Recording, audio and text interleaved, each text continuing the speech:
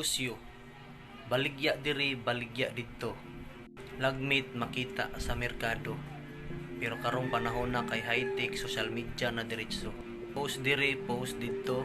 Meet up diri, meet up dito. Business minded kung musulod kang negosyo para kunuhay ka nga moasenso. Karon nga panahon dapat madiskarte ka sa imong business. Patasan mo ang imong pasensya para dili ka kitag kalalis. Planado tanan dapat naa kay checklist. Kay mao na imong basihan kung ang imong interest ni decrease ba o ni increase. Kung once gani effective ang imong marketing, pasabutan na andam na ka sa dinaguay nga kita. Pero dapat dili ka dali-dali nga mataha.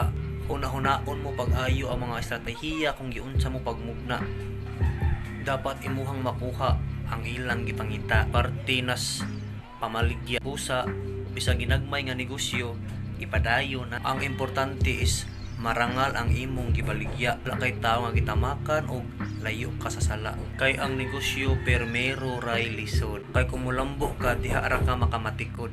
Mas indot judi ay magsunod-sunod. Imuhang ginagmay nga kita maapod-apod ug di ay tambag hinigala paminawa lang. Kung malugi gani ayaw gyud og undang. Normal ra na sa negosyo nga naagyoy kuwang. Basta ayaw lang gyud pautang.